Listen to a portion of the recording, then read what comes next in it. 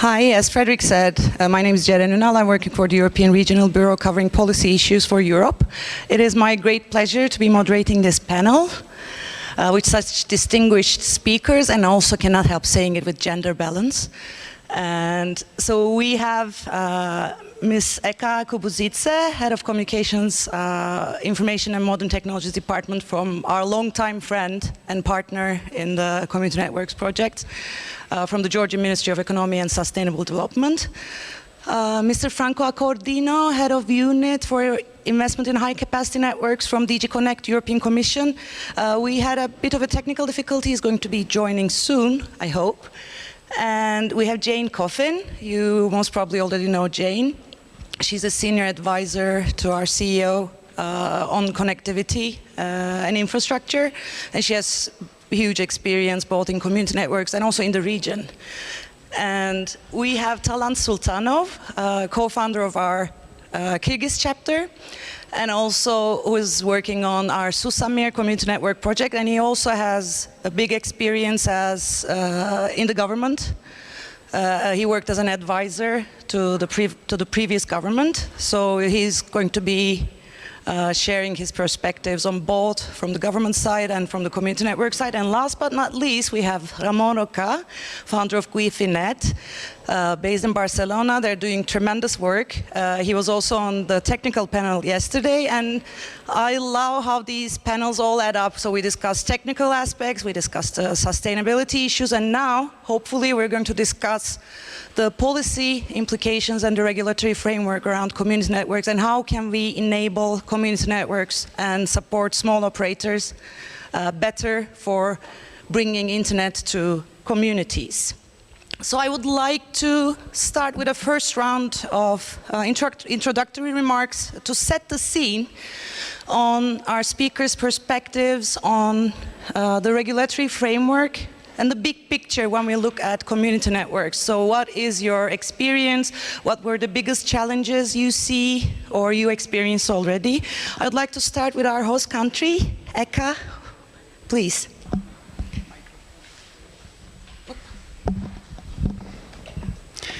Okay, thank you very much. I'll speak Georgian.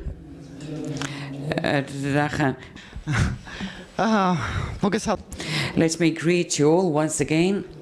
I'm so thrilled to be part of this team today on political and regulatory landscape for community networks. Within this panel, it is very important to discuss this topic together with the ICT society and the community in general. Let me brief you about the vision of the Ministry of Economy and Sustainable Development on broadband internet development in the country, and of course within the context of community networks.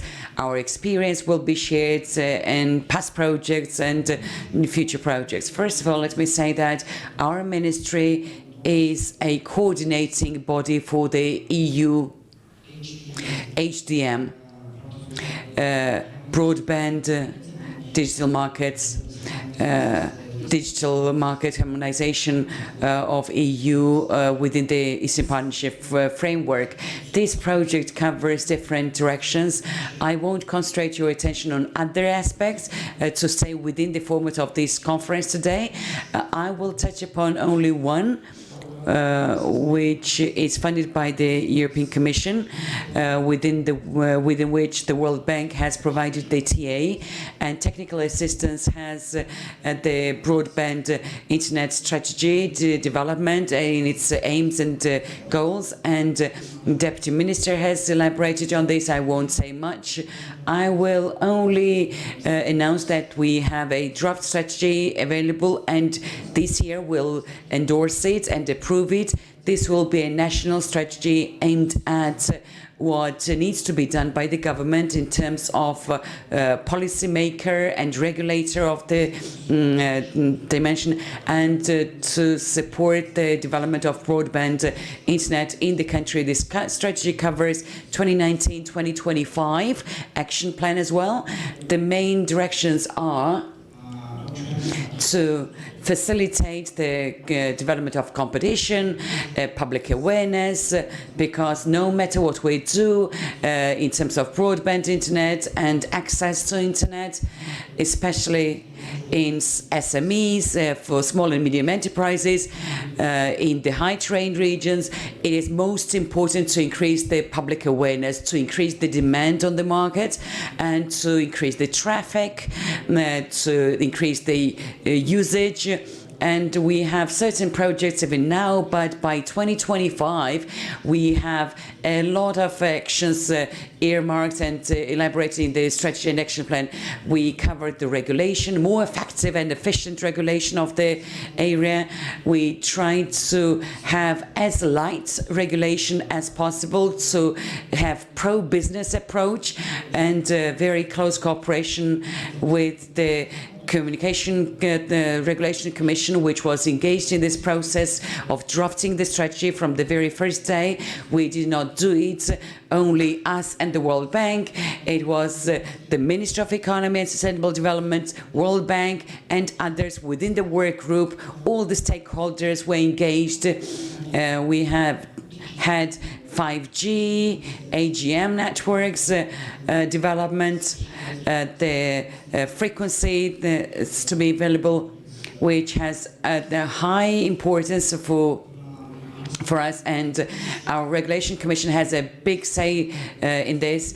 We have simplifications in terms of current challenges. I need to confess that within municipalities we should have one common language to make sure that the needs are developed and defined, and a one-stop shop principle is provided, and we should not have different approaches to different municipalities. We should have one single language, and we should be on the same page with every municipality, and we have been instructed to do so by the national state authorities, and one of such directions is broadband internet development, Europe and Asia connection. You may well be aware that we have geographically a very favorable the location, and we have an ambition to connect Asia with Europe and Europe with Asia. We are a transit hub, and we wish to perceive us as such. And within this strategy, we elaborate on this mission of being a transit hub, and together with the World Bank, we plan to do more towards this end, especially through data centers, regional data centers to be established. And here as well, I want you to understand me well, it's not, we're not talking about a government data center, we're trying to push, and we know that the government should not compete with the private sector. We are talking about, in the strategy itself, we're talking about supporting and empowering the private sector. We are talking about creating an environment where the private business will flourish in developing this infrastructure most efficiently and effectively. At the same time, within different projects, we have had made steps forward. In the past years, we have carried out certain reforms and projects that led to the liberalization of the market, and we have I guess a very attractive environment to enter the market for new entrants, for the investors to start its operation. Very simple authorization is needed, and no barriers or bottlenecks are created for the new entrants. And moreover, with the transition some years ago, but still we abolished the licensing, the requirement and regime on the system. So once again, we can do a lot in the future, and we are here and prepared and willing to do more to attract investments, and we plan to do so. As for the specific community networks and internet access, this is a most important topic for our country, for Georgia, because geographically and in terms of landscape, we have a lot of mountainous regions, and we have regions where the operators, commercial operators and the private sector don't find it attractive to get into the segment to cover the last mile. So I we all know, and I once again want to thank ISOC for the huge support that has been provided to Georgia. In 2017, with their financial support, we did the truncated internet access community network project. Once again, I never, so many villages and so many valleys have been covered. I won't repeat the numbers.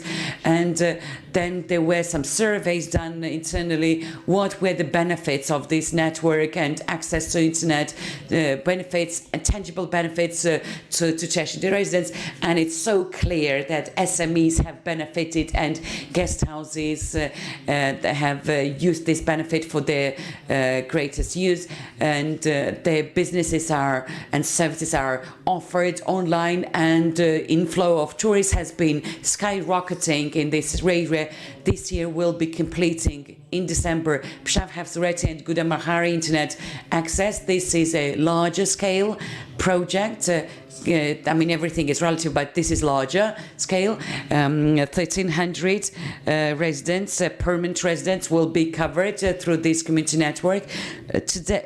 Yesterday, we have seen a very emotional video, and we have piloted some subscribers, and we have seen a old mother talking to her daughter and grandchildren on the phone through a WhatsApp, the video call, and this will happen every winter, and the people living in Tbilisi will communicate with their relatives in those areas in the high terrain regions. Saying nothing about commercial benefits in terms of developed businesses and offerings online. At the same time, we have Innovations and Technology Agency, GITA, Georgian Innovations and Technology Agency.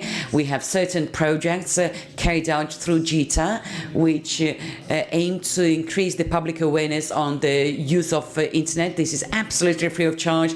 And in Truncated, we have seen the benefits. Our trainings have been very useful, and people are so keen and so ready to benefit of this broadband internet access within those regions.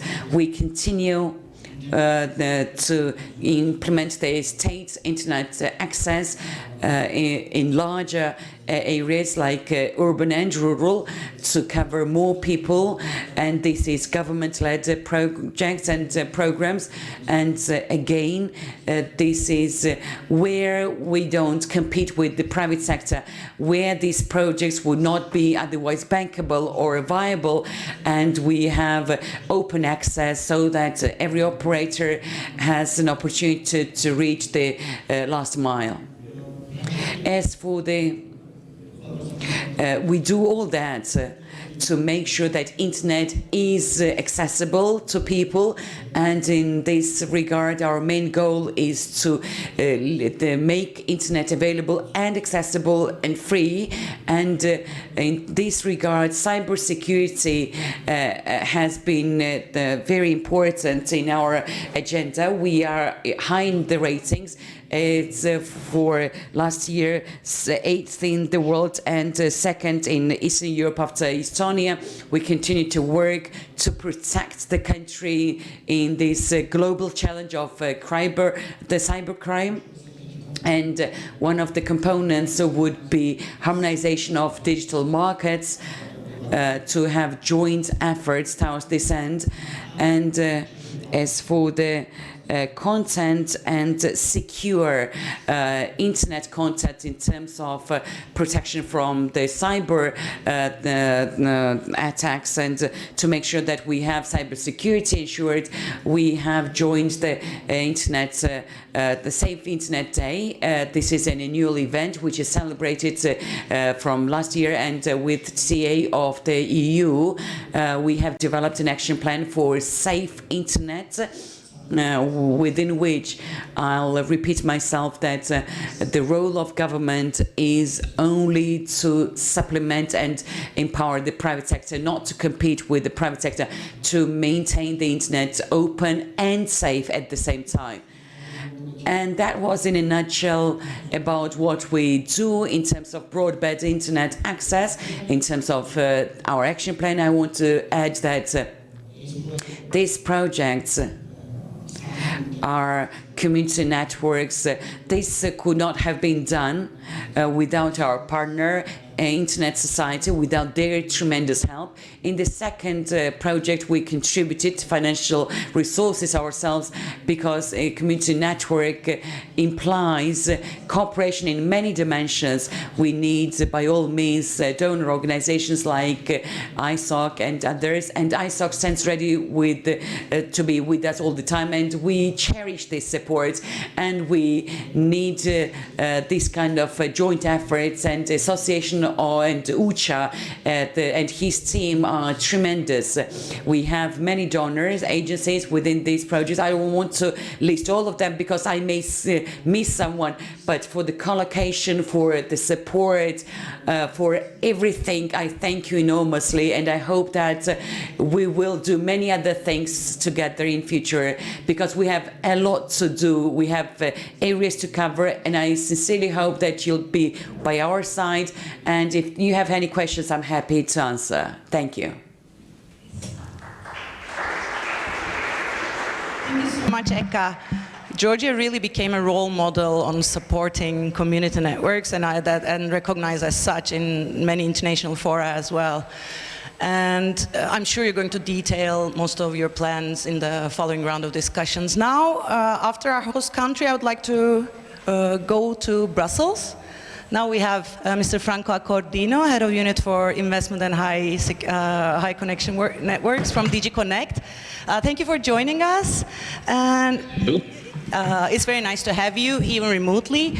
And I would like to get an overview on EU access policy, and also in your current position, and also on your previous work on digital futures. So what's the big picture when it comes to Europe when supporting connectivity and internet access? And the EU is, I mean, needless to say, it's very influential, not just for the member states, but also non-EU member states in the region, as most of them are either EU candidate countries or have some sort of cooperation or partnership agreements with the EU, which would end up harmonizing laws with the EU acquis.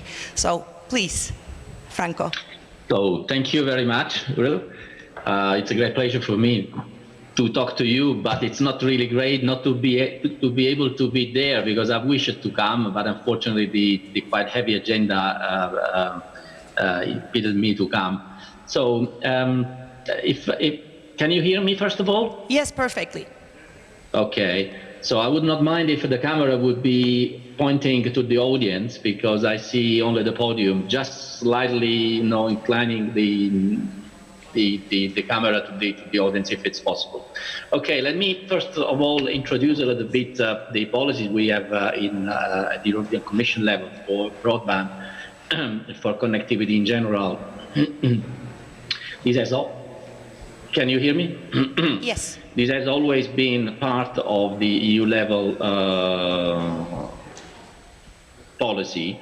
So the ongoing, actually for 2020 we set connectivity targets that are called the Euro 2020 connectivity targets. So ensuring broadband for all citizens by 2013. We set these 10 years ago, more or less, and this target is now widely achieved, also thanks to the wide penetration of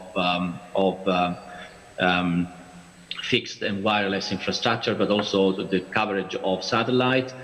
Then the other goal for 2020 was and is to ensure that there is a coverage of next generation network, meaning 30 megabit per second at least or more to all citizens by 2020. Here we are reaching this target. It's really 90.90 etc. percent. Still, there are some areas that are not covered by NGN.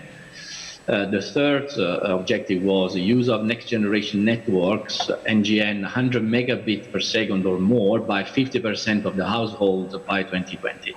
And here we are, there is still some gap in spite of the availability of 4G LTE, and also fixed broadband all around Europe, especially in the urban areas, as you can imagine. So a couple of years ago, actually in 2016, 3 years ago, we decided to review these targets, and we set new policy targets for 2025. And now these policy targets are mostly focusing on ultra-fast broadband connectivity. So we call it the Gigabit Society communication, this to all the member states, where basically we want to have access to gigabit connectivity to all main socioeconomic drivers, meaning hospitals or business parks, schools, universities, or public administration. This is uplink and downlink, 1 gigabit by 2025. So it's in about 5 years, 5.5, that we need to be sure that that 100% of these organizations are covered by gigabit connectivity. And the other objective is to have all urban areas covered and main road and railway paths covered by uninterrupted 5G coverage, and make sure that 5G is commercially available in at least one city in Europe per member state by 2020. So this is, as you can imagine, focusing quite a lot on 5G.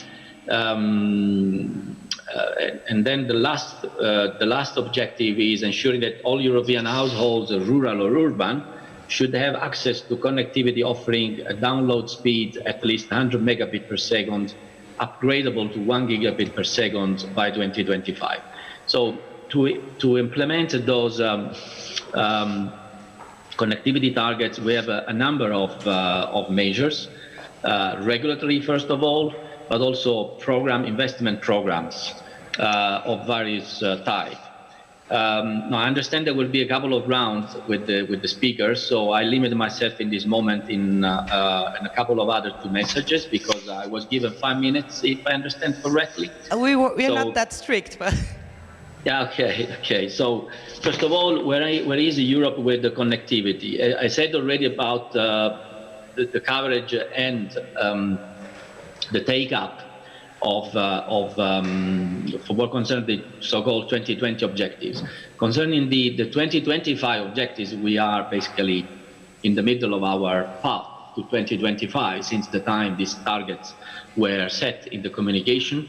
So in terms of ultra-fast broadband, Europe is more or less at 60% coverage. But in rural areas, we have only 20%. So 1/3 only of the territory is achieving that target. This is, of course, typical, because rural comes always after the urban in this kind of political targets. But this is a bit worrying at the same time, because we know already by the experience of the previous policy framework that it is quite challenging to achieve that level of penetration.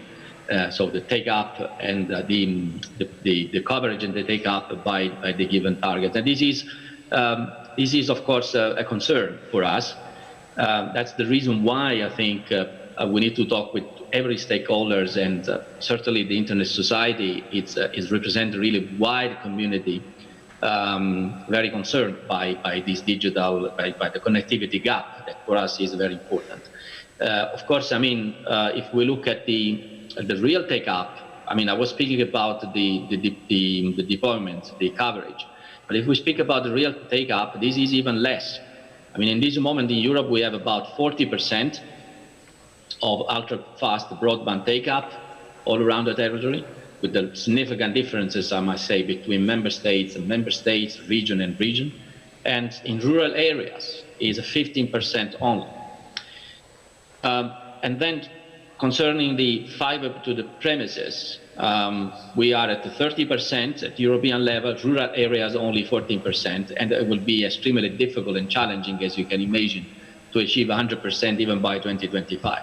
Reason why, of course, many alternative technology than fiber would be also suitable. 5G is one example, but also fixed wireless could be another example. We know that recently, I mean, this year, wireless Wi-Fi 6 has been deployed. That can also, same technology, be applied in fixed wireless context in rural areas. But of course, I mean, it remains a challenge. Okay, as I said, besides the policies, there is also the code called the new European Electronic Communication Code, which has been adopted. It's a directive, therefore member states are obliged to transpose in their own legislation.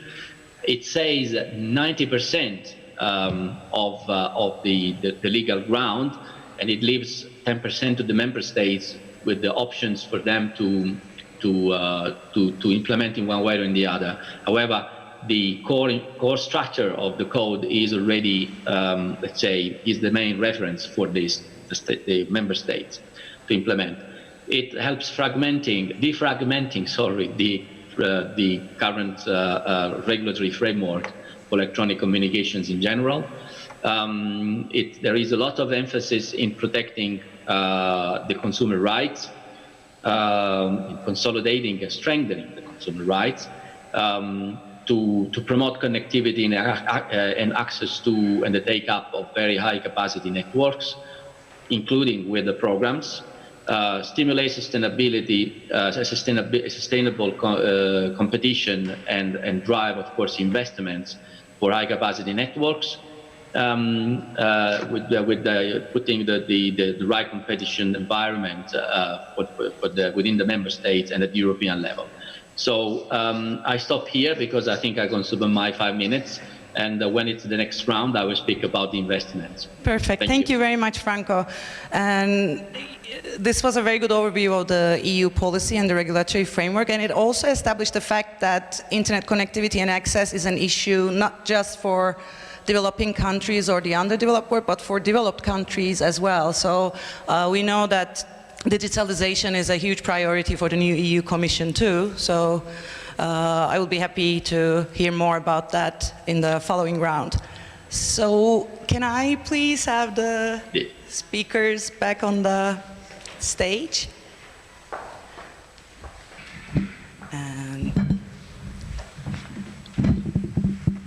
And before we move to Talant and Ramon, I would like to go to Jane and ask, how do you see the big picture when it comes to connectivity, and what were the main challenges you experienced while working on community networks and also internet access? Thank you very much. And I'm going to echo some of the things that Eka has said. One thing I would, to set the stage, there's a report from 1984. It's called the Missing Link Report. It's also called the Maitland Commission Report. It's out of the International Telecommunication Union. And when I first started doing work in 1998, I was given this report to read. I think I could take pieces out of that report now, and it would apply to where some of us are today in some places with people being unconnected. So we're talking 20 years. And what I've seen in Georgia over the last 3 years has been the ability, and people being brave, to change. If we don't change regulatory and policy regimes, we are not going to get people connected, and we're not going to see cheaper access. Because the bigger networks do not get a return on investment in communities of 5,000 and under. This is a statistic from the GSMA, and it doesn't mean that what they do is not good. Actually, they have great networks. They do their thing. But in some places, it's either too difficult for them to go in, either terrain or because there aren't enough people. Their models, both their CapEx and their OpEx, rely on a certain number of people in order to get that return. So community networks are a complementary, perfect way to provide connectivity to rural and remote areas and to people that can't afford that have a certain level of income. We actually know of networks in New York City. There's one called New York City Mesh. It's a community network providing excellent service. It's not taking business away from big companies. It's providing a complementary service. It's cheaper. The community is building it themselves on the rooftops. It's a fascinating project. But why is it that they're allowed to do that? Because the regulatory regime doesn't require a license. It's 2.4 and 5 megahertz, easy gigahertz spectrum to use. Now, in many countries, and I think it's the same here in Georgia, ECHO is saying that there's no license that was needed for the project in Tusheti. It was authorized. We have been promoting what Georgia's been doing in other countries because you've made it very easy here for the people to go out into the mountain and put the network together. In some countries, it's not allowed. You have to go through years of spectrum analysis and decision making that actually is wasting time. People aren't getting connected. They have to go through these massive licensing regimes or spectrum analysis, or they can't get the funding right away. So because the Georgian government and through the ministry has looked at this as an from an economic perspective and from a connecting people perspective, it's a public good, because government is usually there to hopefully do things that are good for its people, provide economic opportunity. And this is something that we've also seen happen in Mexico. They've created a new license in the Mexican government called a social purpose license. It's for their indigenous communities to allow for connectivity. And we work with some of the people in that country too, and we've actually been promoting this social purpose license, this idea. And it's allowed that community network called Rizamarica to have spectrum, to be unlicensed, to move quickly. They actually have an authorization for both facilities, services, and the spectrum. They had to have this because the incumbent is very strong in that country, and that could have made it very difficult for that small community to have the connectivity. So in order to look at a big picture for a government, it's looking at the licensing regime, doing away with the licensing and coming up with easy authorizations. Universal service funds.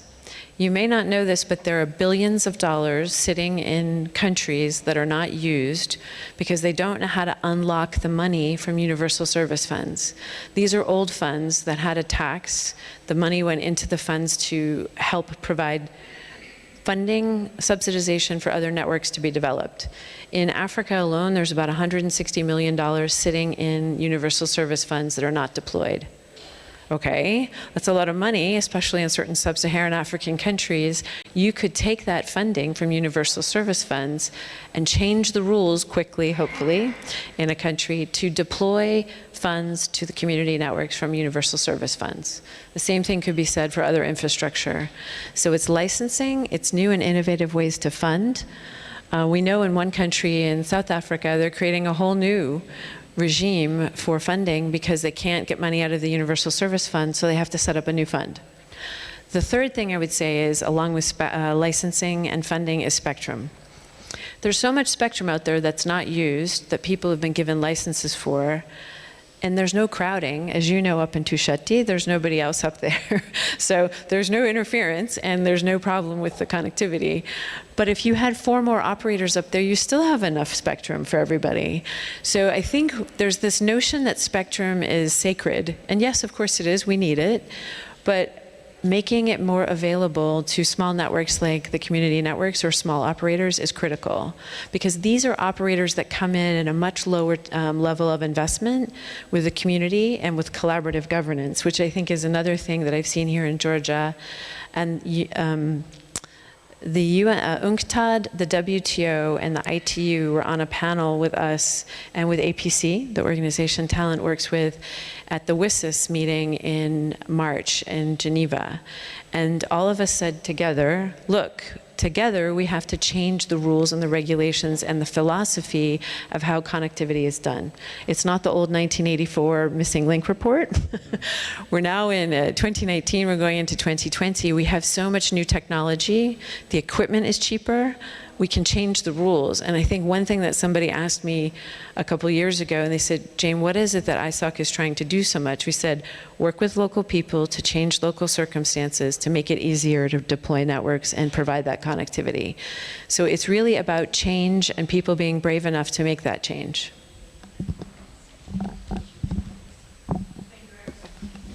Thank you very much.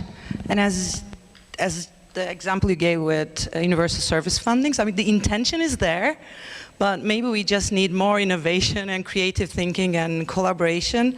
We cannot emphasize collaboration more, and it's because it's in the essence of the internet. It's all based on collaboration, and that's why multi-stakeholderism is just so important. So now I'd like to go to Talant. So you've been in both sides, both from the government perspective, you had a look at access and connectivity issues, and also from the community networks perspective, you had field experience while building Susamir and also worked on other projects. Please. Thanks so much, Ceren. I also want to thank UCHA for helping build the community network not only in Georgia but also in Kyrgyzstan, because thanks to ISOC support, UCHA flew all the way to Bishkek and did the training for us, and after that we managed to build our Susamir network. I wanted to start my little intervention with two cases. One case is, you know, there is a new word to search is to Google, right? In Kyrgyzstan we have a new word, it's called Tufinka. And maybe you've heard of Finka, it's a microfinance company. And at some point, maybe around 10 years ago in Kyrgyzstan, there were rural areas which were unbanked. And there are still many unbanked rural areas in Kyrgyzstan, but especially 10 years ago. And when the law was changed to allow microcredit companies to operate under much easier circumstances than the banks, many microcredit companies came to the villages, and for villagers who didn't know about group lending, Tufinka became the kind of to borrow money from a microfinance company. Second case I wanted to show you is if you come to Kyrgyzstan today, especially Bishkek, in many neighborhoods you will see micro kindergartens. Little homes, but they're kindergartens. There are whole streets of maybe 10, 15 kindergartens in a row. But 2 years ago, 3 years ago, it was completely different. If you went to the kindergartens, you would see children sleeping 2 per bed, children sleeping on the floor. Parents would wait for years in line to get their kids to the kindergarten because the regulation was so stiff. It was a Soviet time regulation that had lots of things that you need to fulfill to be able to operate as a kindergarten. But 2-3 years ago, the government changed the regulations completely, and now it became so easy to open kindergarten facilities, very inexpensive, all kinds of kindergartens. For example, one of my friends, her daughter has diabetes, and she couldn't send her daughter to a regular kindergarten because she needs 24-hour kind of support. So she set up her own kindergarten for kids with diabetes.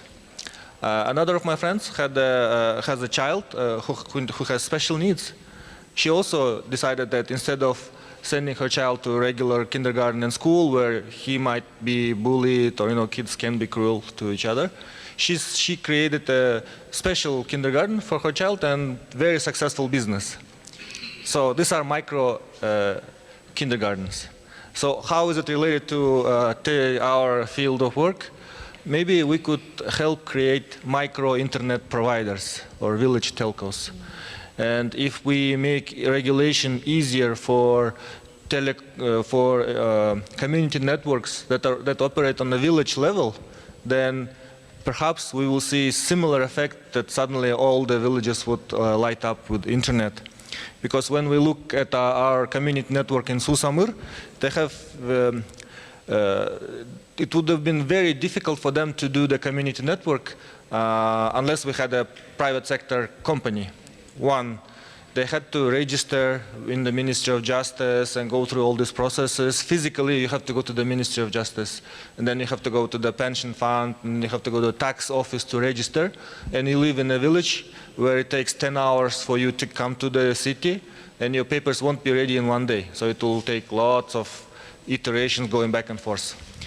Second, then you have to have a license. So that's another round. So you register in the Ministry of Justice, then you get a license from the regulator. Same thing, you have to come and go, and especially in the winter, you cannot go, you cannot travel from Susamur to the capital. Third, okay, you become operational in Susamur, but then you have lots of reporting. So you have to file as a business 3 kinds of reports every month. One to the tax office, same figures. One to the social fund, same figures. One to the statistics committee, same figures, all in paper physically. So if you operate a small community network in a remote village, you have to come to the capital to do these kind of things. And another aspect, you need to have a professional accountant, you need to have a professional lawyer. For villagers, this is a really big challenge. It's for us in the city, it's a big challenge. For example, to run ISO Kyrgyz chapter, it's to do reportings, to do the accounting. It's an effort. For villagers, it's a very difficult effort. So if we make it easier, then it would be much, I think, better for everyone. And I have a colleague in APC, Steve Song, and has a good analogy of jars. So a jar is full with big rocks. But then there is room for smaller rocks. And then there is room for little sand rocks, for micro-internet providers. So that's one. Second point I wanted to bring is on co-deployment and sharing. So yesterday you saw the Kyrgyz Paris, but what you saw is the visible part, the towers and the light poles. There is an invisible part. By this highway, there are 3 fiber optic lines built by 3 operators to connect big city in the north and big city in the south. But each of them had to get separate permits, they had to dig separate canals, and they had to wait for many months to get the permits, and they had to spend millions of dollars each to put the fiber along the highway. What if the regulation kind of helped? Maybe they could have just dug one channel and then put all their fibers in one. Even more, there is now a second road. There's only one road connecting north and south. Now the government is building the second road.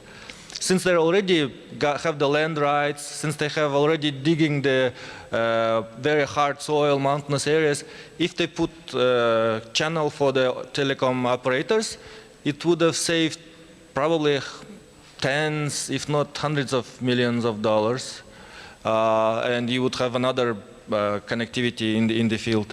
And similar with the electric lines, railroads, gas pipelines.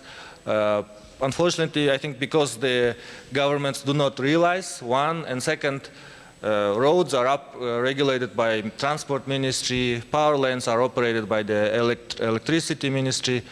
They don't necessarily, let's say, cooperate with each other. And the ICT ministries are usually not the strongest ones to kind of to have an equal dialogue with the Ministry of Energy, which can be really rich ministry. Third is spectrum. Jane already mentioned it, but I just wanted to add a little bit more. Is again an analogy from my colleague Steve Song. He has the analogy of Grand Budapest Hotel. Big hotel, lots of rooms. These are all kinds of spectrum. Some of them light up, some of them stay dark for a long time, and it's like very not effective use of this spectrum. But then he says there is a little room in the big back of the hotel which is always vibrant. There is so much happening there, lots of discussions. It's the very little kind of Wi-Fi area. It's like the reception area of the hotel. So he says that if within Wi-Fi you could do so much, just imagine what you could do with all these beautiful rooms that are available but not very much used. So in Kyrgyzstan, for example, we recently switched to digital TV. And we have white space freed up. But we don't know what's happening to the white space. I'm not sure if it's ever being used. There is another word now that has in our language in Kyrgyzstan, when you say digital in Kyrgyz, it means sanarip. But when you talk to regular people and you say sanarip, they say it's a synonym of TV. Like, do you have digital? It means, do you have TV? Yeah? And the word digital became something else. We have a big digital transformation program called Tazakom, means open, transparent society. And the government made a big communicating campaign. So now people associate digital with the word Tazakom. So when I explain to people, to my grandma, let's say in the village, what I do, if I say IXPs and community networks and spectrum, she won't understand. But when I say it, I do Tazakom, she's like, the digital stuff you're doing. So it's interesting how the communications work. And finally, I'd like to, my last part of the intervention is, I wanted to mention the work of Association for Progressive Communications. So under the grant with CIDA and the support with ISOC, there is big work being done on policy and regulation. So Steve Song and Carlos Rey Moreno are leading this effort. And one thing they are trying to do is, for example, they are putting together a wiki portal where all the countries can put information about how the policy and regulation works in the country. And I encourage all of you to, I'll share the link it's very easy to operate, but it's going to be very useful for all of us to see what is Georgian experience, for example, what is Mexico's experience, what's Kyrgyzstan experience. Another part of this project is we are looking at the world experience in different countries. So there are best practices, like Jane mentioned, in Mexico, but there are also difficult practices. There are some countries in Asia, I won't name them because I don't know how it's going to affect, but very restrictive. So in the government, they are run by the military. And when they consider communications, they look into communications from the security standpoint. And if you are building a community network in this country, the military by default thinks that you are doing something wrong. So better kind of shut you down. So you can just imagine in which kinds of conditions they would be operating. So what they do, they mimic. They say, we are not communications networks. We are farmers cooperative. Or they say, we are, a media, like radio. So under this disguise, the military is okay that you are doing your work. And I think this is, that's all what I wanted to share for now, but we'll be happy to answer. Thank you so much, Talant. This was a super summary and also showed how important cooperation and information sharing, because we don't have to reinvent the wheel, and it's like we can really help each other working, and nobody can do this alone. And now, last but not least, I would like to turn to Ramon. Yesterday, during the technical session, one thing particularly was interesting for me when you talked about the different layers of regulatory frameworks and different authorities that you had to deal with. So I would really like to hear more on this.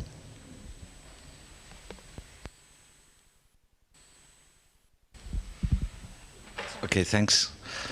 Thanks for giving me the opportunity to be here, and actually by having those good panelists and providing that summary, it will be difficult to come with something else, but I'm going to try. Actually, I'm going to try to give two examples. And let me start with one thing. I mean, governments, in particular when we are talking from a citizen perspective, are very complex to us. There are many layers, lots of complexity, and so on.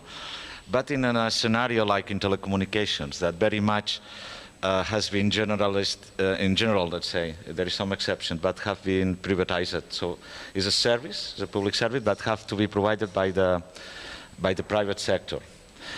Then it happens that you need a regulator because there are market failures, right? And also, depending on how the regulator does the things, it could happen that also we have regulation failures. Because market doesn't solve everything by just being there. So we are already recognizing. So what I'm trying to say is that it's very important, the regulation in such context. So we have to take attention to that, what's happening, and And that's the aim, that because now I'm going to provide also examples, and sometimes, yeah, it's not the case that a citizen doing criticism on the governments, and then is about constructively trying to identify those failures for solving them. So I'm going to try to give only 2 examples. By the way, there are because I have pictures also for showing the examples.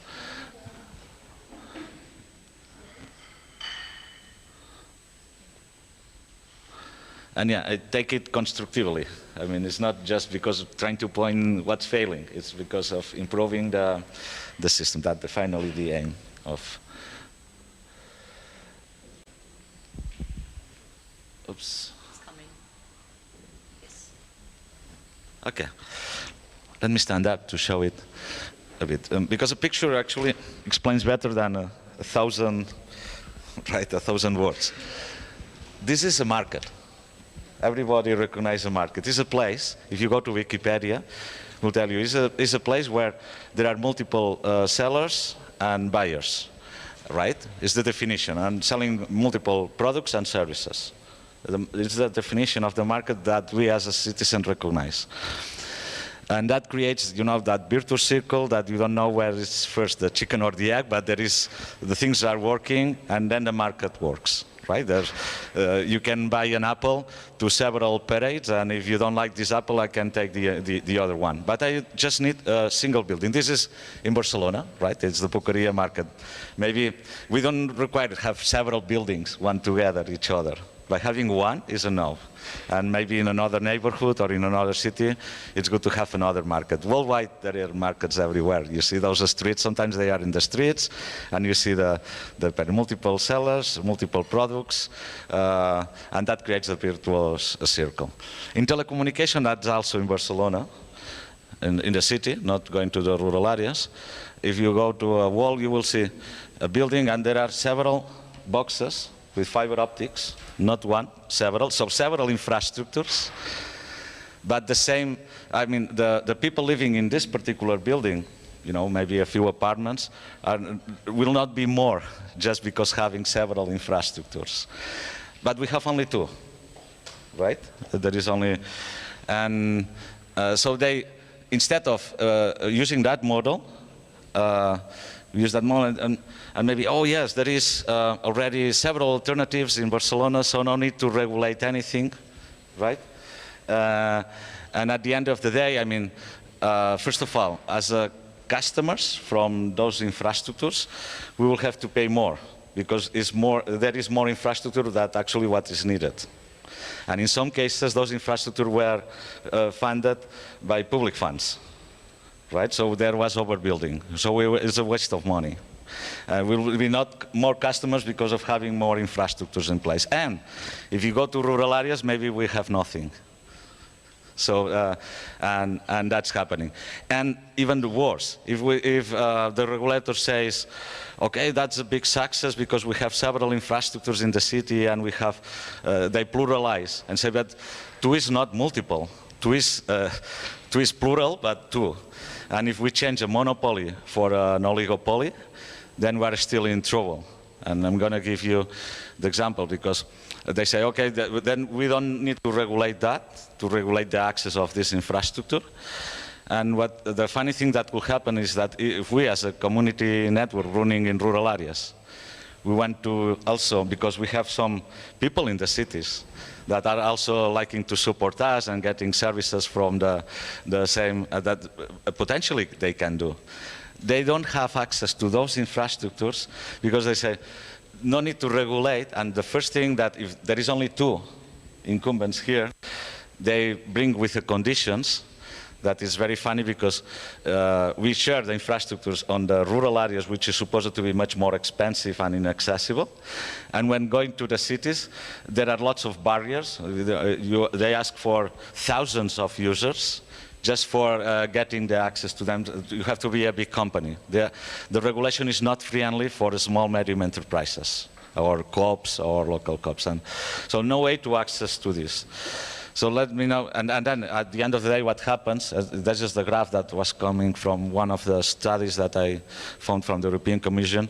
If you look at from country to country, you could see very crazy different prices depending on the country, and the infrastructure is the same. Everything was manufactured in China. I mean, the cost, the real labor could depend from country to country, but sometimes countries where the labor is more expensive, you will find the internet is more cheap than others. And that's clearly another market failure. But let's come, I say that I wanted to be positive and show clearly which is the solution. If we are sharing an infrastructure in the rural area and the numbers are working for us, it's as simple as do the regulation, not just looking to the incumbent, the offering, and the conditions, just match the same conditions for sharing infrastructures that we do in rural areas that actually are cheaper. So if the numbers are working for us, should work also in the cities. So it's as easy from the regulator perspective, not just look what the incumbents are saying, but also other practices that maybe are developed in that fork of course, and as from the very beginning, we'll try to avoid creating barriers. And that will for sure force that the infrastructure become truly open and not doing those crazy things that for sure we will never do in the rural areas, like deploy several fibers connecting the farms, which will be a stupidity, but it's still a stupidity in the cities. And secondly, the example, that picture, it was taken just a few weeks ago. I was in a part in the center of Spain called Segovia. They call the empty Spain, because it's very rural. It's not mountain, it is flat, but it's very rural because no services, no internet there. But there are very, in the nearby there are infrastructures like this, high power tension electricity powers. And we were talking, this is Emilio, who is leading the community in that place, trying to build a community, right? And those are the mayors of the neighborhood that are telling, and we were taking the picture because, I don't know if you see here there is a torpedo with a connection with fiber. So they don't have internet, but the fiber is here. It's just a matter of plugging the fiber here and they could have. It's like having a river and not being able to access to it, right? So is that easy? Zero cost for having, but some things could happen if we ask for connecting to this particular box, that maybe we could go there and we could see a price list saying, okay, for getting connected here, which again, is no extra cost for anybody, for the government or the electricity company, nobody. And they are already causing a huge impact to the territory. So if there is a river, let at least the people living there, you know, taking water from the river or taking internet from that infrastructure. But the real thing that's happening is that, okay, if we ask for getting connected here, maybe they are going to ask us for €500,000 as a rental. Come on, I just want to connect a couple of villages that maybe 100 people. It's a nonsense, right? But those things happen in the real world of regulations and policies, just because those price lists were designed not for rural areas, but for connecting the cities. This is the typical dark fiber. And with only 2 of those fibers, we can connect all the rural villages in Spain. So it's not a matter of that the fibers could become exhaust, so there are technical solutions for that. And actually, so yeah, it's another example of very easy way to allow Emilio run his community by getting access into that box. It's something that should happen in weeks. The box is already there, no extra infrastructure, and will be many cases like that. Actually, the regulations in Europe evolved in a very positive way. That, for instance, and that's the statement that I'm trying to say there. In a positive way, it means that allowing access, not only with electronic code that was mentioned by before, but also the cost reduction for giving access to the gas infrastructures, roads, railways, electricity poles, not this one, but water facilities, because that actually could help very much in making possible those deploying those projects. The problem is that, okay, for instance, that directive was approved in 2014. Right, so 5 years from now. Then it took 2 years to get transposed to the country states. And then after 2 years, we had to go, I mean, it happened in the cases of, you know, what happened if then they ask for €500,000. That's something that then you get into controversy. You have to go to the regulatory. For us as a community, it's very difficult. Have to deal with lawyers, this kind of stuff. The thing is that and quite often what happened to Spain and talking with Vasilis, and it happened also in Greece and so on, it is the case, realistically, that a rule was out, but it's not being already applied. And it happened at 5 years. 5 years is an eternity for a project driven by the citizens. We try to be passionate, but it's difficult for us to be that passionate, right? And yeah, to give an example, you have to exhaust all the ruling on because in many cases it even happens that we go to the municipalities or to the utility companies and so on, and they don't know about that change in the regulation. So the question is, who is taking care of communicating that to who else is affected, for being sure that it's been taken in place. For instance, some of the cases we already reached and were already described them at the European Ombudsman. It was 1 year ago, and they didn't give us an answer, which is, by the way, the same thing that happened when we go to the regulatory with some of those controversies. Also, they say within 2 months you have to get the access. Within 4 months, in case of dispute, we have to be resolved by the. But we have something that is called administrative silence. That is happened quite often, and we are still 5 years after in that administrative silence, because we have, and that's what I'm trying to summarize with that statement. There is a Spanish statement that says, pleitos tuvieres y los ganares. So regulatory is important, but I mean, it's a malediction. Because it means that if you go to court very often, even in the case that you win, you will lose. Because it will take very long to get into court. So, and in a summary, is that easy? Okay, make another price. It can be solved in a matter of weeks. Metered, instead of being metered by meters, metered by users. Let's everyone in that village pay €1 for accessing that tower. Will we know? I'm not saying for free. Just to be, if it's for free, will be better, because it actually has no extra cost. But let's something which is reasonable and aligned of whatever is the cost for the Madrid, Barcelona, Bilbao. At the end of the day, they are also using those infrastructure. Internet is already there. But the cost for the users for the transport is not more than €1. The rest of, so let's index that price for rural areas, and that could be done in a month, and for sure have somebody at some level being sure that not just doing very nice, which are very nice advances in terms of regulation, but ensuring that regulation changes are adopted quickly and not expect us to go to field cases, go to court, and something that will take 10 years. Maybe we need somebody, we need help, desperately help, to make those things happen quicker. And that's it. Thank you. Thank you very much. Thank you very much, Ramon. This is the perfect transition for the next round of discussions, and you showed us very practical, reasonable problems. And how do we bring innovative policies and practical solutions? And to kick off this part of the discussion, I would like to go back to Brussels, to Mr. Accordino. And hello again. And so this time, we would like to hear more about the government initiatives to support community networks from a European perspective, including government investments, because I know you're working on those, and we would love to hear more on this.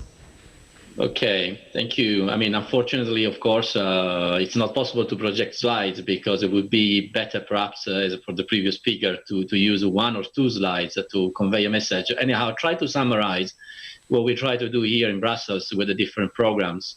Actually, funding connectivity is possible under different headings of our financial framework. The most important, I mean, the golden share, I would say, of budget of investments in connectivity comes from the so-called regional and agricultural policy. We have 6 billion that were planned from the financial framework that goes from 2013 to 2020 included, which is the current financial framework. So under the European Regional Development Fund and under the European Agricultural Fund for Rural Development. Under both these programs, it is possible to finance especially fiber deployment to the different areas. Of course, I mean, we target only the so-called white areas, so where the market alone is not able to deliver to bring connectivity to people. So this is one part. But we have also and I have to say that this is managed by the region. The management of this program is delegated to the member states, which in turn, in many cases, delegated to the region. So the call for proposals or the tenders procedures take place local, I mean, at the regional level, to say the least. Then at the central level, we have also programs managed directly by the European Commission or by the implementing the executive agencies. One of these programs, I think perhaps the most relevant to the subject of today's conference, is the so-called Wi-Fi for You. This is a 120 million investments targeting all European municipalities. It's a very, I mean, as the previous speaker said, I mean, it's very often quite difficult to cope with the administration in general. This applies also when you have to apply for funding. So normally the larger the projects are, the most difficult it is, the most complex it is to prepare a proposal, to prepare the tenders, to fulfill all the obligations, etc., etc. Well, Wi-Fi for You, the one I mentioned before, is precisely aiming to make it simple to everyone to apply, and it's however very small vouchers, kind of lump sum subvention, which is given to to the municipalities. So in this program, there are 3 main actors: the European Commission, that is the funding authority. Then we have the municipalities that can apply to the fund in the name of the mayor of a delegated person, and then we have the implementing company, which is a company that is taking care of deploying the Wi-Fi network within the territory of the municipality. So basically, it's a very simple and linear process. The municipality and the installation companies subscribe to a portal. This portal serves as a kind of a network, I mean, social network between the 2 sides. So at each municipality can select and pre-select an installation company. And then when the call is actually open, and normally the duration of the call is very short, it's a couple of days. During that period, the municipalities just have to do 1 click. So the click is the application. And so the principle for allocating this money is quite trivial. I would say it's like lottery, and it's not really optimal, perhaps, but at the same time, it's very simple to understand. And this is the first arrived, first awarded. So there is a minimum threshold per member states, and also a maximum threshold. And so once this selection takes place, there is a ranking, and then we contact we don't contact, actually still via the portal, the municipality can fill in the different, just a few forms, and then click and sign the grant agreement, sign the contract. So in the last call, which we ran in September, it happened that once the ranking list was communicated, in a matter of 3 minutes, already something like 10 municipalities had already signed the contract, showing that it is a very, very simple mechanism. Once the contract is in place, then the municipality can contact an installation company, which will take care of providing options for installing the access point within the municipality.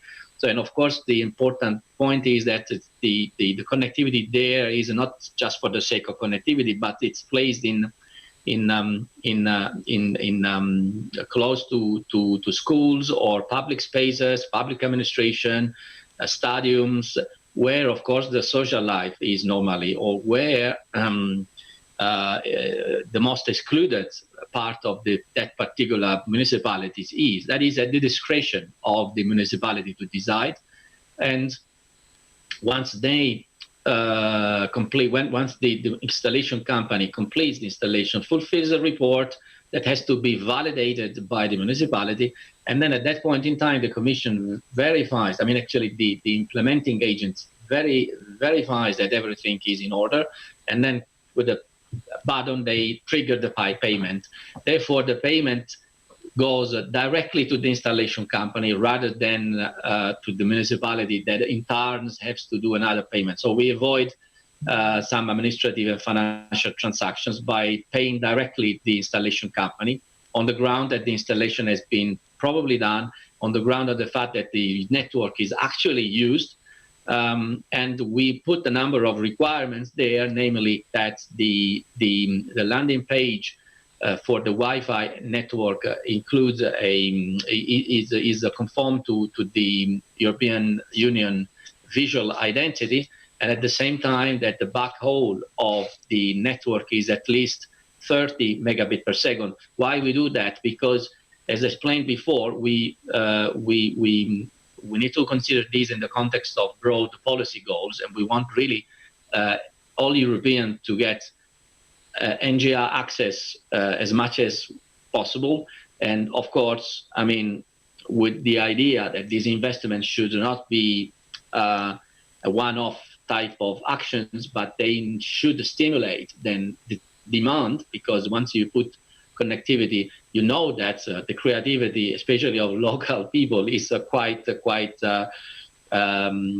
positive, and they immediately think about possible user cases, telepresence robots for visiting the town for touristic purposes, or for instance for paying a visit to elderly people who cannot move around, and therefore they can somehow feel included and not excluded.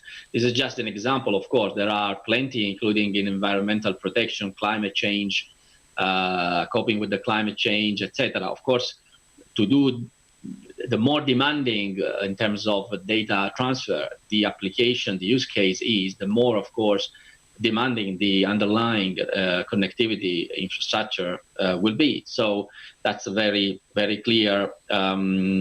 So essentially, this is a very popular action. Wi-Fi for You, in fact, it has attracted up to now really in the order of 10,000 applicants. I mean, we have had far more applicants actually, but in terms of awarded vouchers, we are up to almost close to 8,000 of vouchers awarded to the municipalities in the first 3 calls. We foresee another call next year, first quarter, and then we are also thinking on how we can project these type of investments, which we call micro grant management, to the next multi-annual financial framework, where we see these actions continuing perhaps under different forms and driven by more and more demanding use cases. We have I think an important point is the Wi-Fi for You allows also federating. I mean, there are 2 phases. First, the setup of the networks, and the other phase is to make the networks connected to each other in a way that that people can move around can roam from one network to the other across the union. So we have a single authentication service currently being tendered. The tender is currently under evaluation, and the idea is that if you are in Tbilisi well, in Tbilisi, I think Georgia is not part of the country, if I'm not wrong, but that can apply. But actually, if you are in a country, in a little town somewhere, and then you move from that town to another town elsewhere for touristic reasons, for job reasons, or whatever, then you can authenticate. You authenticate once, and then you no longer need to do it twice. Okay? And of course, this has to be compliant with the European GDPR, General Privacy Data Protection Directive, which means really we apply a very minimalistic approach to data gathering. So the MAC address, the IP, and then once this is done, the data are normally kept for the minimum really required to make the system functioning. So this is only one example of the investments that we do. We have also other type of investments for connectivity, but I felt appropriate that to present this one because I think is the one where possible synergies with the Internet Society can take place, at least from the unit and the budget I'm managing. Actually, possibly considering a kind of collaboration precisely as a single authentication service, peering or whatever type of collaboration we can think for the future. Thank you. Thank you very much. This was a very good example of empowering local initiatives and solving the issue at its source. And now I'd like to go back to Eka and how Georgia became so successful in developing innovative policies that would support community networks and set a role model. Thank you for the question. I also wanted to add a few words.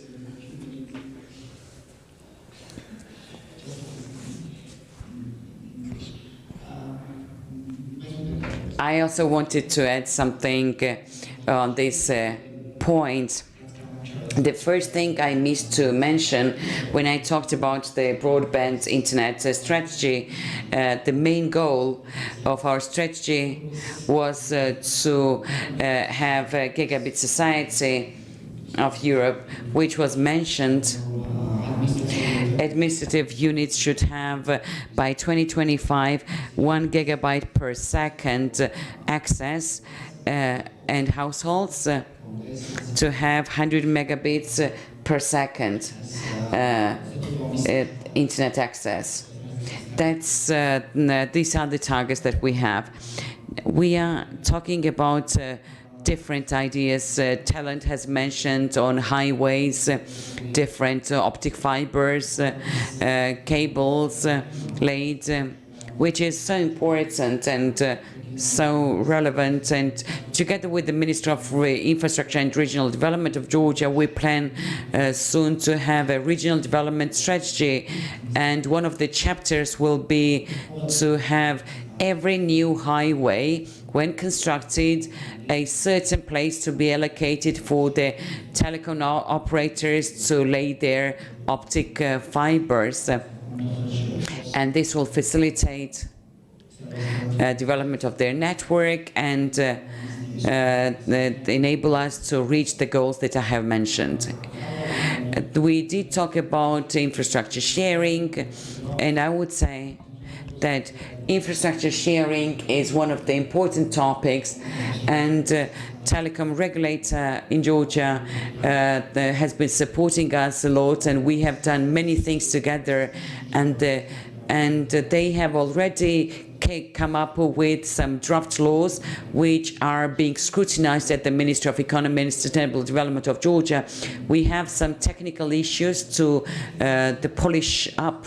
We need to find some solutions. Different regulations might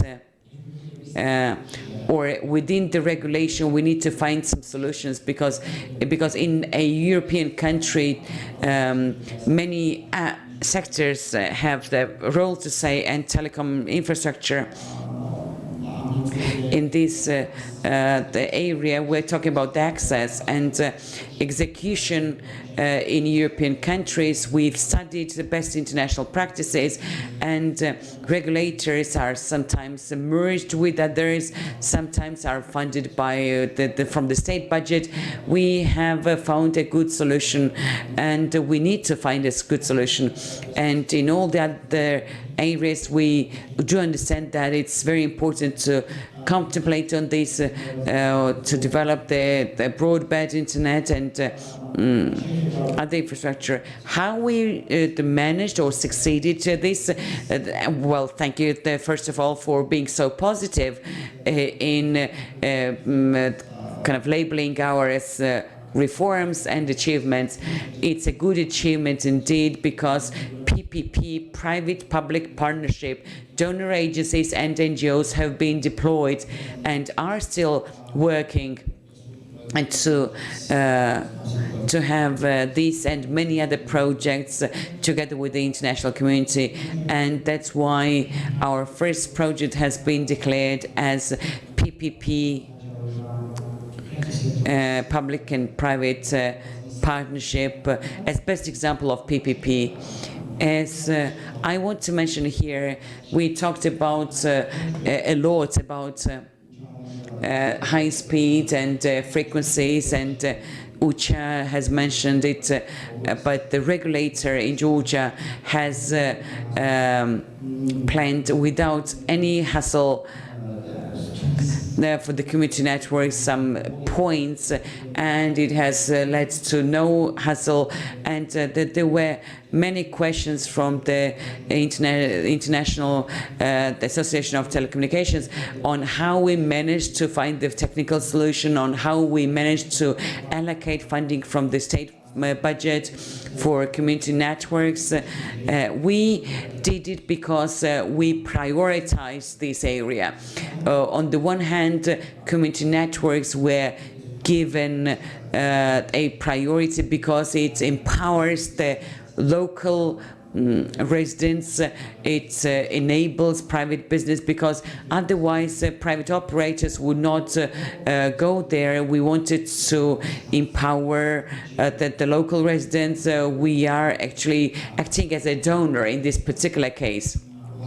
And we're employing the local population because they own this network. As SME association has committed to train the community members how to operate this network, and they are contributing a lot in the construction of the infrastructure, and we saw that the TA has been used for this, but this network remains within the community and those people get employed, and it's so important to retain people in high-trained regions and in the mountainous regions. That is one of the preconditions of success, I guess, and I believe that Ministry of Economy and Sustainable Development, or together with its partners, we stand ready to do more towards this end if you express interest towards this end. Thank you. Thank you very much. So the approach you described was quite a holistic one, considering social, economic, and human aspect, because this is, after all, this is a very human problem. And Jane, I'm sure you have something to add. It's like if you had a magic wand.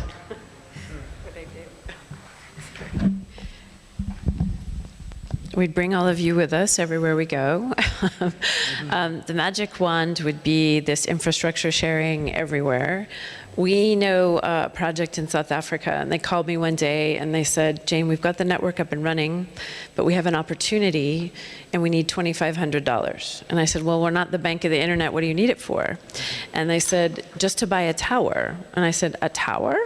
They said, yeah, to rent space on a commercial tower that the mobile operator had was $2,500 a month.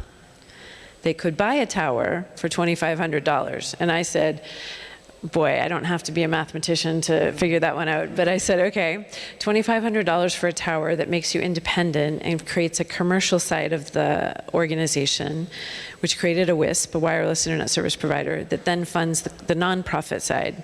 That was easy. But it's part of this infrastructure sharing issue that Eka just mentioned. Regulators have the power to make that happen and to encourage companies to share infrastructure and not make it so difficult. Talent's point about digging trenches for fiber, it's crazy if you have to dig up the roads all the time. Now I know companies aren't always ready to put the fiber in together, but I know Ramon, I've talked to him before about ways that companies could come together and share that infrastructure in a cost-sharing way. On the human side, I think back to your point, Ceren, if I could wave the wand, it's that we train as many local people to train other local people to keep this local sustainability going.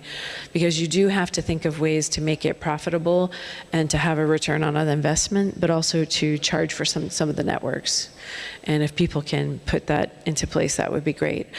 The other last thing I would say is, I wish that some of the regulators, I used to be one, so I'm talking about myself here. I wish the regulators would just suspend reality, because I think that's what you've done here in Georgia. You've said, we need a change, we're gonna change things. You don't have to look at old past practices and say, well, we should do it that way. You've taken what you have and you made it new, and you've created a way of working that other people can also take advantage of. Because we talk about Georgia, we talk about Mexico, we talk about Argentina just changed a 4G law, because the 4G law for a new mobile network wouldn't allow a little network in.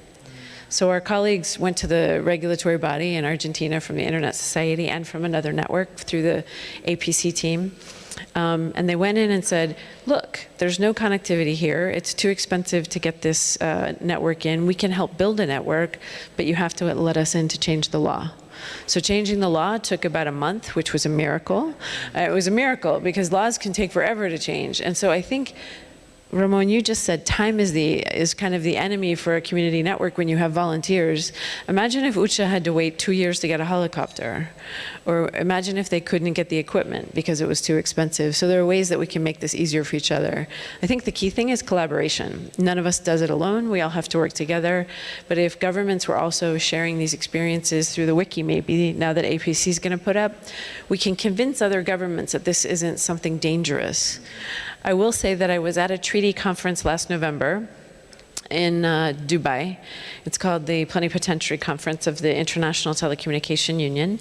And we're good friends with the development sector people because they're very positive about infrastructure. But there were countries there that said that community networks were terrorist networks and that they were bad. And I sat there trying to convince these governments, well, look, we've seen them in other places. They're really good. They're making economic development. And I just looked at them and said, you haven't done anything in 15 years. So you're telling me you want nothing to happen. You don't want your people to have opportunity. No, Jane, these aren't good.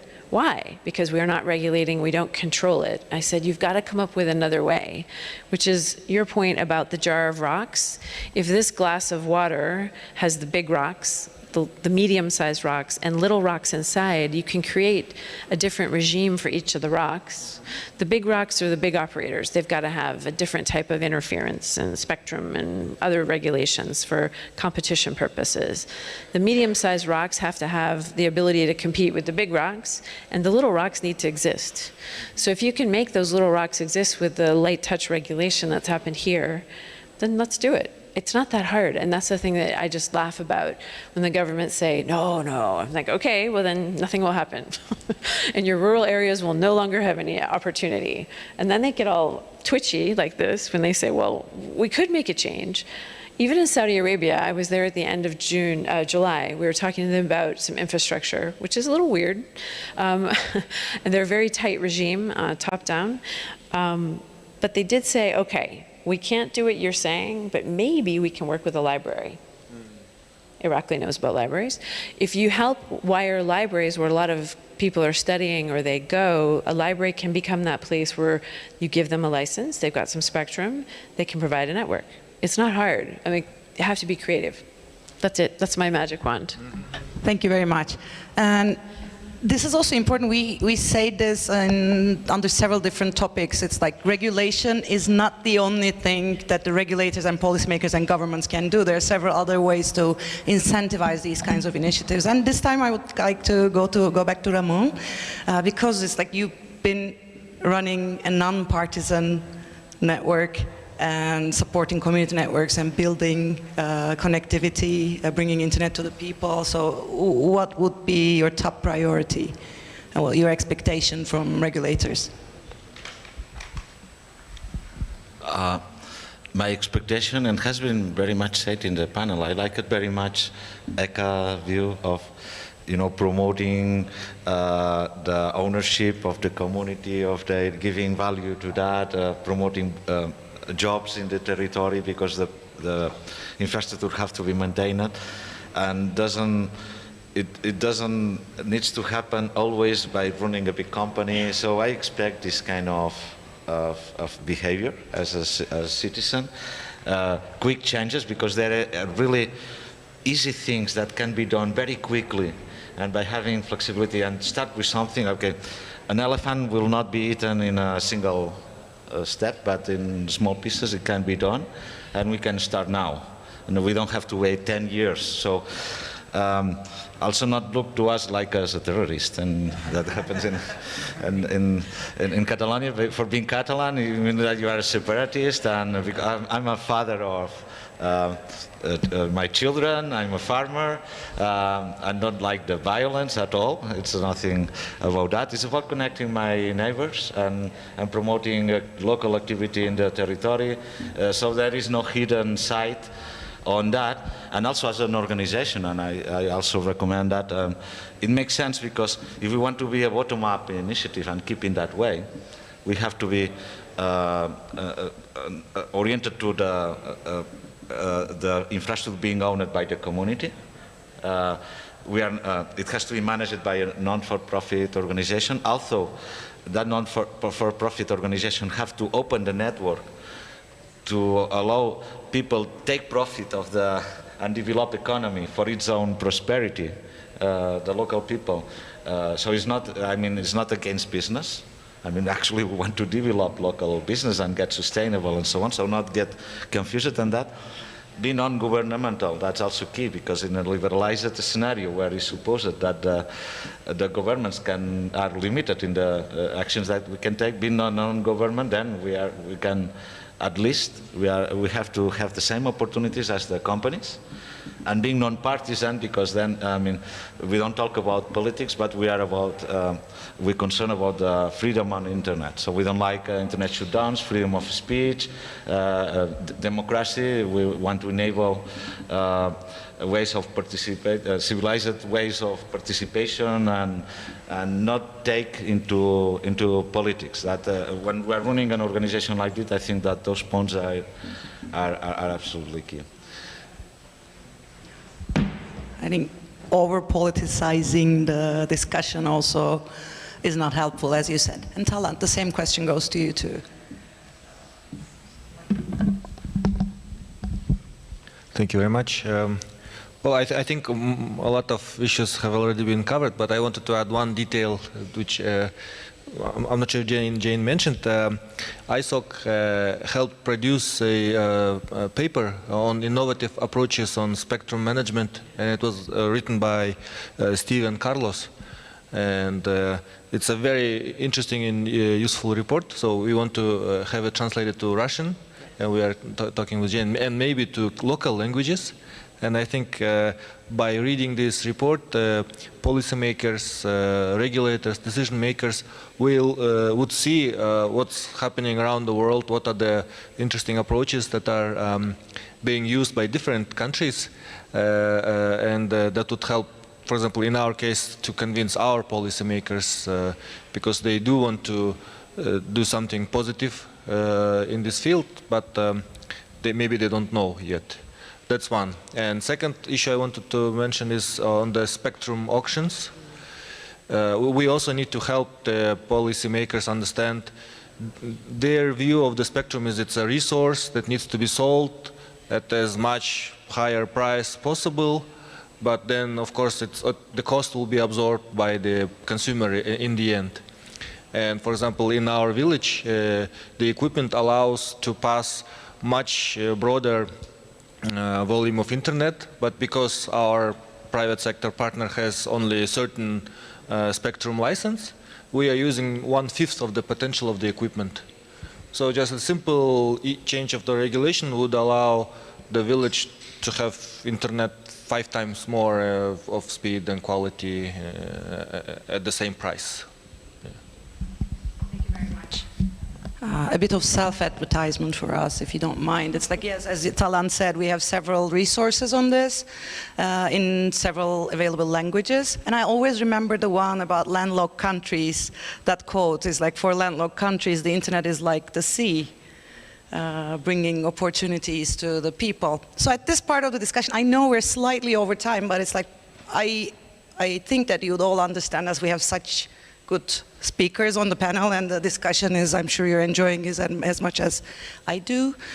Any questions from the audience? I hope you're not too tired. Vasilis? Yes, thank you. Yes, I would like to address this question to Mr. Accordino. I don't know if he's with us. So he referred to the new regulatory framework for electronic communications in Europe.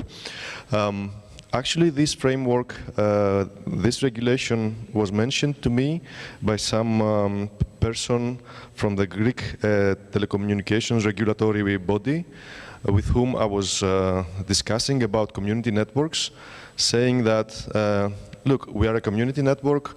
We would like to get into the discussion on how we can have access to resources, perhaps in lower cost than a traditional company, because we are a small player and we cannot afford that.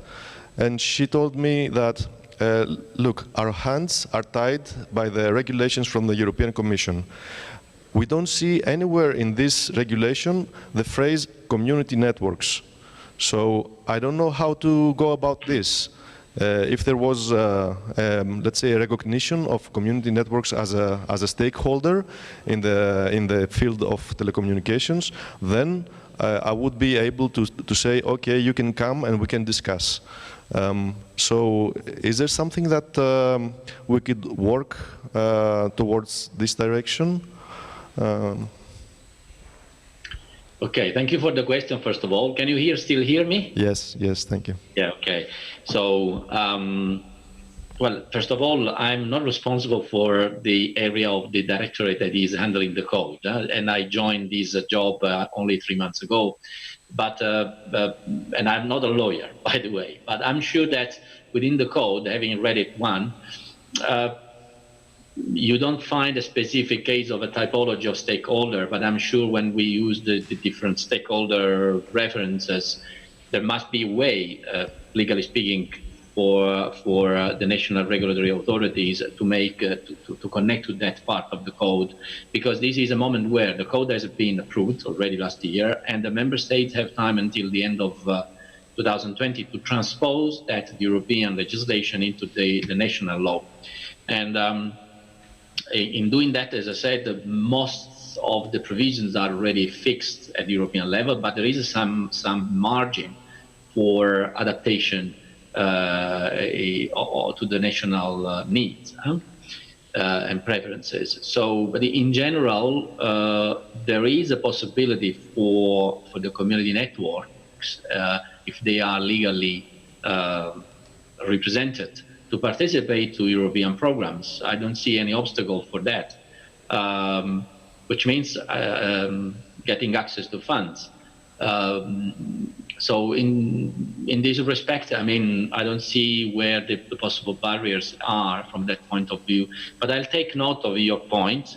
I take note of your point, and eventually I can refer back to my colleagues who are responsible for the implementation of the code, and come back to you. I mean, it's just changing our email addresses, and then I will certainly stay in contact on that. This is great. Thank you.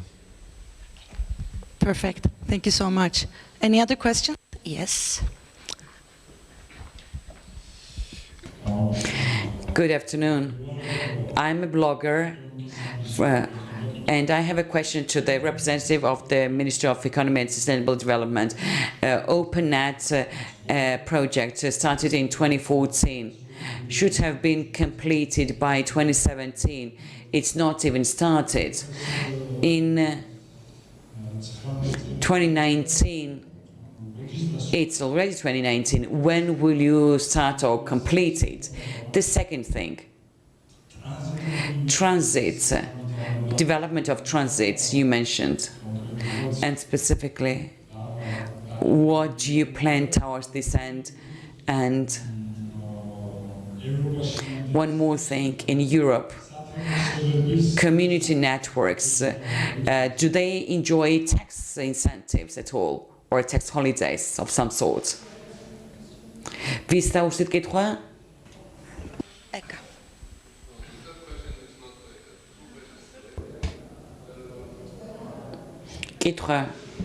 One is European. Okay. Is the translation okay, Mr. Accordino? The first question. Maybe we can. Could you ask the first question again, please? Thank you. Maybe. I think the. Community networks in EU, do they enjoy tax incentives from member states, the governments of member states or EU? Okay, so these are actually competence of the member states. There are different type of state aids that can be put in place by member states to reach out to ensure that there is a coverage in this or the other region, and this can take place via different means, making infrastructures available or also with a tax incentive. This is covered by the state aid legislation that is applicable to connectivity investments made at the member state level. Okay, thank you. And Eka?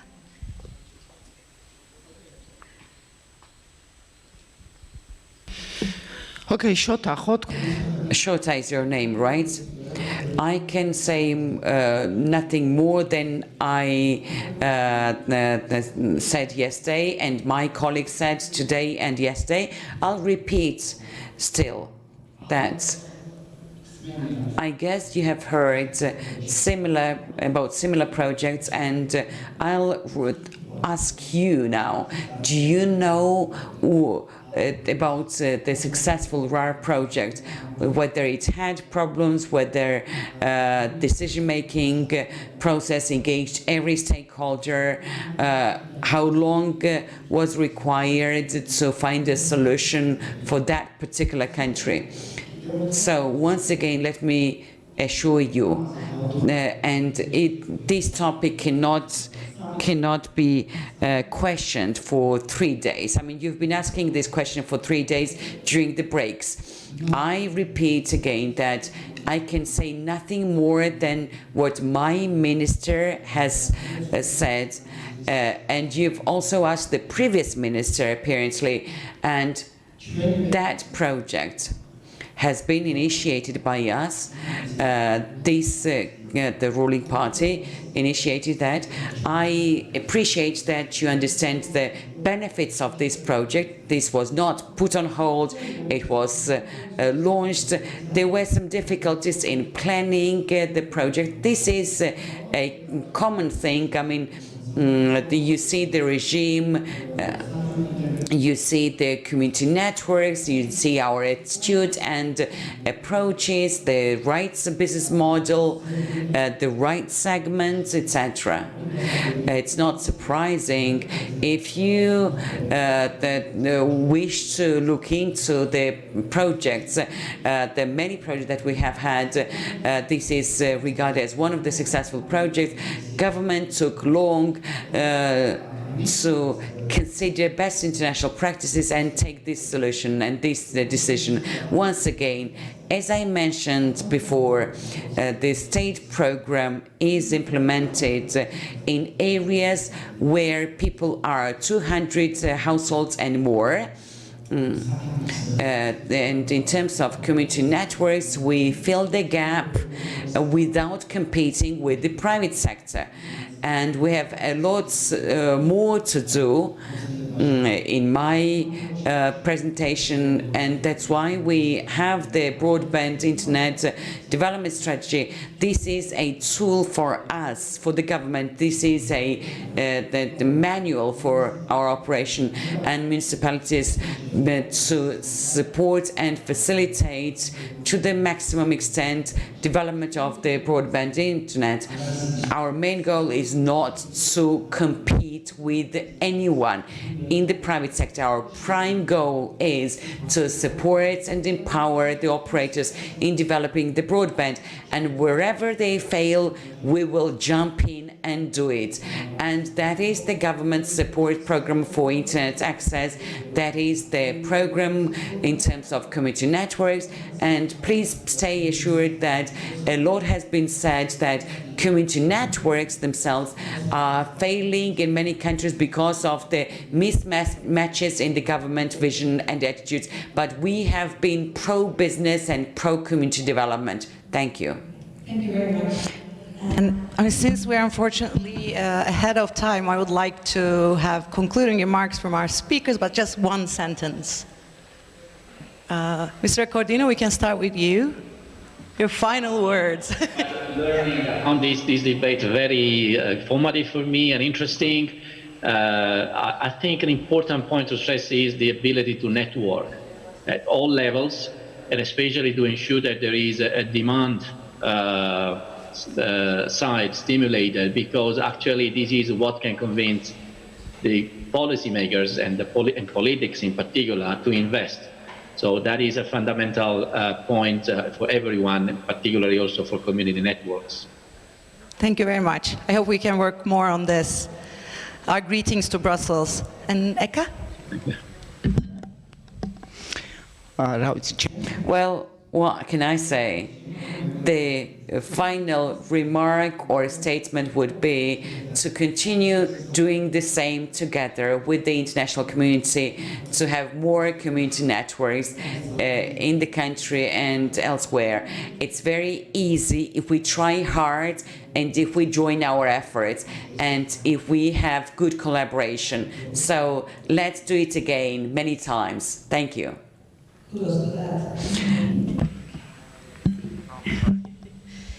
I'd say community networks are not a threat, they're an opportunity. More change has happened in the last 3 years than the last 20, so why not do it?